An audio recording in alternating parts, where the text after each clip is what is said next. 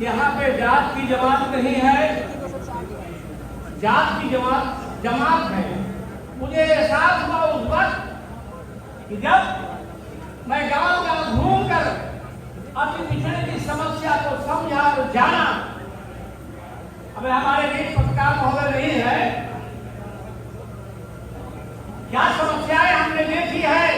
सरकार को मैंने रिपोर्ट भी दी, रिपोर्ट 300 पेज की,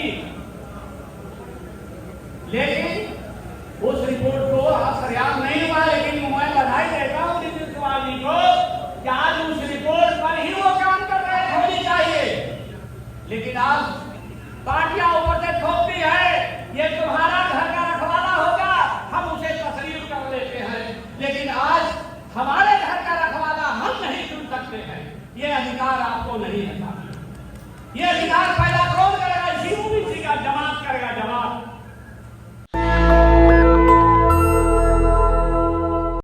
मैं उन्हीं बातों को नहीं दोहराना चाहता हूँ। सबसे लगता हुआ लगते रहता है।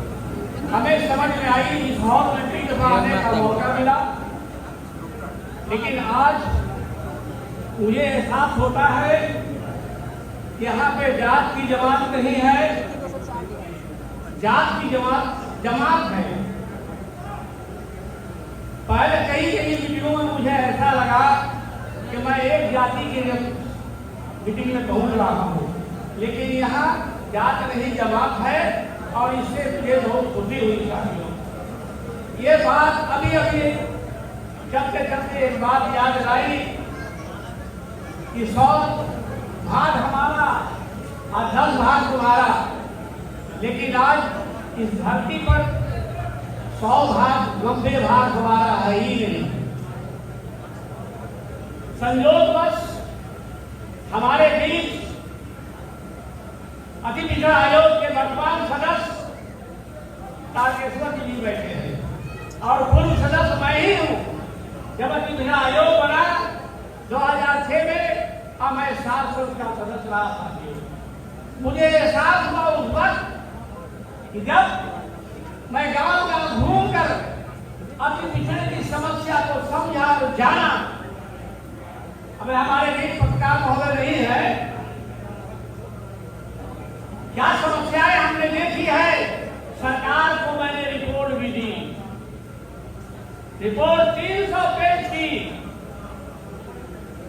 लेकिन उस रिपोर्ट को असरयाम नहीं हुआ। लेकिन मैं बधाई देता हूं नीतीश कुमार जी को कि आज उस रिपोर्ट पर ही वो काम कर रहे हैं।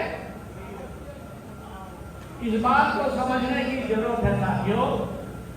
लंबी लिस्ट है, बहुत काफी बोलने वाले लोग हैं। मैं अगर बोलना शुरू करूंगा, बताना शुरू करूंगा, तो शायद समय किसी को नहीं मिलेगा। इसलिए मैं अपने की समय को नहीं मांगता। मैं ये कहना चाहता हूँ कि आप सुनिए और समझिए। यहाँ 90 की बात आती कि 90 भाग हमारा है।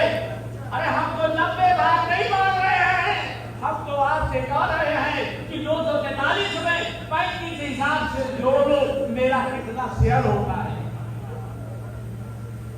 हमें तो पंचायत चुनाव में जो आरक्षण मिला उसका लाभ तो मैंने लिया, लेकिन हम पंचायत में ही उलझ के रह गए। मैं सरकार से कहना चाहता हूं, पार्टियों से कहना चाहता हूं कि जिसके बलबूते सरकार बनती है, इस ओबीसी के बलबूते में सरकार बनती है। लेकिन ओबीसी का बिहार में तो 2 भाग ओबीसी का बना हुआ है, पिछड़ा और अति पिछड़ा। अरे भाई, अति पिछड़े की संख्या बढ़ती जा रही है और पिछड़े की संख्या कम है, तो हमारी संख्या के हिसाब से हमारे लिए शेयर बढ़ाओ। हम उनसे मांगना चाहते हैं, इस मन से कहना चाहते हैं कि अगर 35 हिसाब से आप जोड़ लीजिए, 35 70 और 73 72 सीटें हमारी होती है। मैं पार्टियों से कहना चाहता हूँ कि ओबीसी अति पिछड़ा और पिछड़ा तो अगर हर पार्टी अगर टिकट देने लगेगी तो 70-60 सीट जीत के आएगी, तो मुख्यमंत्री किसी का न होगा। लेकिन यहाँ ये लोग नहीं चाहते। पार्टियां भी चाहती हैं कि हम अति पिछड़े को तोड़ कर रखें। आज जातियों की मीटिंग होती है, अति पिछड़ों की भीड़ लग जाती है। लेकिन जमात की भीड़ नहीं होती है। अति पिछड़े जमात की बात करो। आज अति पिछड़ा जमात यहाँ बैठा है, आज ओबीसी का समाज यहाँ बैठा है।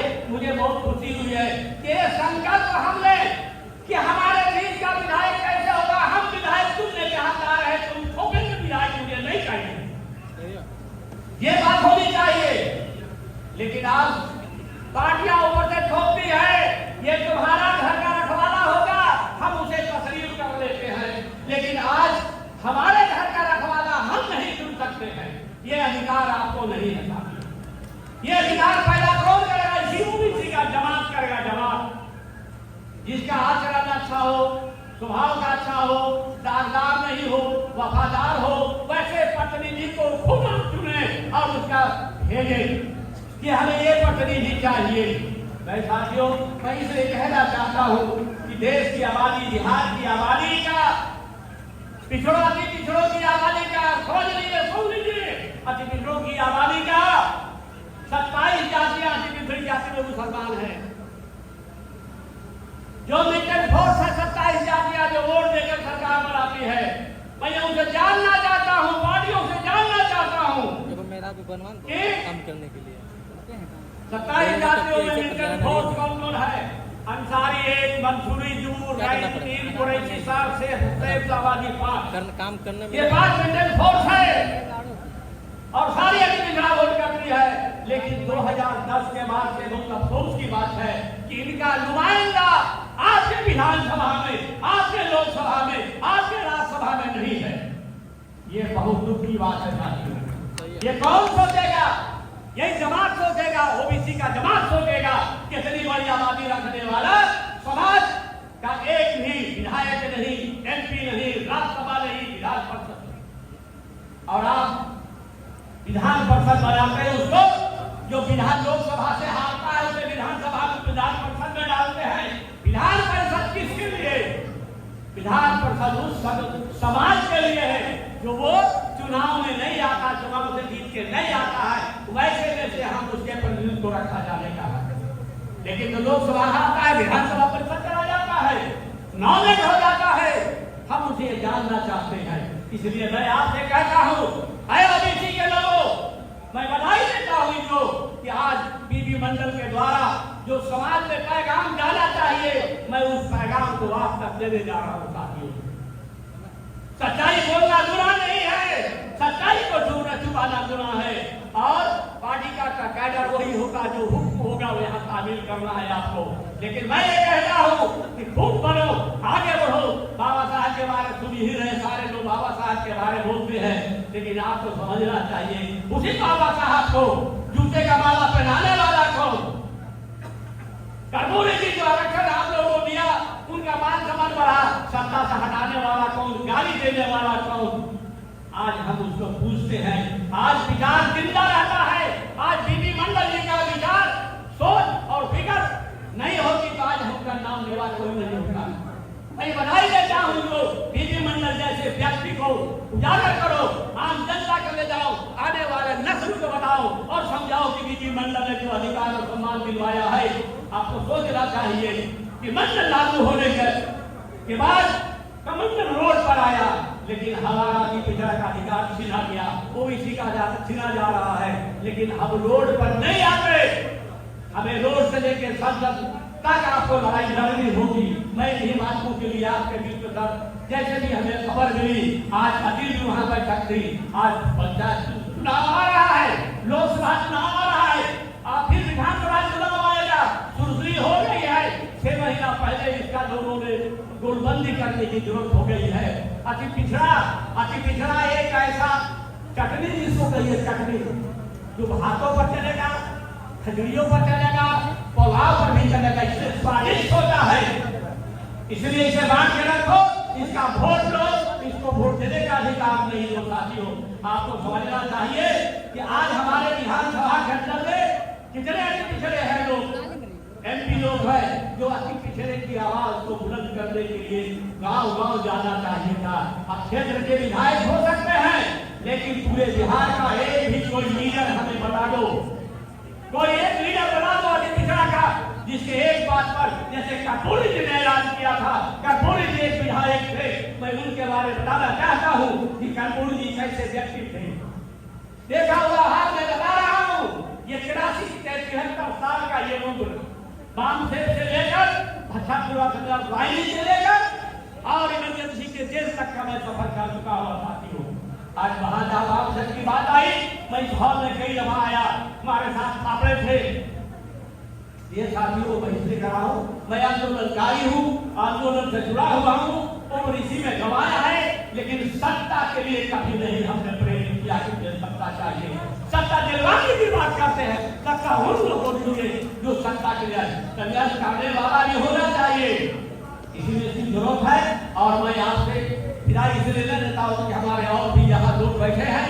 मैं खुशकिस्मत हूँ कि आप लोग हमारे रहमान साहब यहाँ पर हैं। मुझे बहुत अफसोस लगता है, शेर आबादी की आबादी इतनी होने के बाद भी, मुबारक हुसैन के बाद भी एक भी शेर आबादी का विधायक नहीं हुआ। बहुत अफसोस की बात है। और हमें आपको आज के हिसाब से जो वायलेंस पैदा हो रहा है, कम्युनल वायलेंस पैदा किया जा रहा है, आपने वायलेंस पैदा करके आपको वोटों को चुन करके निकाल दिया जाता है। हमें आप संकल्प लेना हो, आने वाले वक्त में किसी तरह का बात से हम नहीं फंसे, हिंदू मुसलमान में नहीं फंसे, मस्जिद में नहीं फंसे। हमें जब भी देख रहा हो, सोच रहा हो, रोजगारी, बेकारी, भूखमरी के खिलाफ लड़ने की बात हो, हम इस बात को सोचे और अपने गाँव में, शहरों में हम एक भाईचारा पैदा करें। जिस भाईचारे के नाते आज हम एक ऐसा माला बनावे जिससे हर तरह का फूल हो, उसका मान और सम्मान और कदर होता है।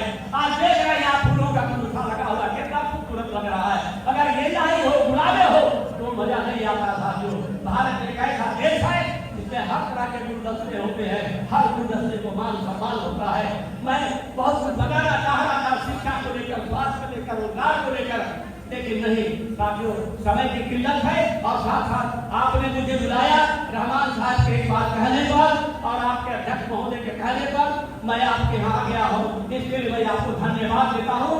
कहीं भी मौका लगे किसी की समस्या को लेकर के तो मैं आपके सामने हाजिर रहूंगा। इन्हीं बातों के साथ मैं अपने बातों को नेशनल दस्तक की आपसे गुजारिश है कि अगर इसको बचाना चाहते हैं तो नेशनल दस्तक को सब्सक्राइब करने के लिए रेड कलर के सब्सक्राइब बटन को दबाएं, फिर बेल आइकन की घंटी दबाएं। नेशनल दस्तक को बचाने के लिए बहुत जरूरी है कि हर खबर को शेयर करें, लाइक करें, कमेंट जरूर करें।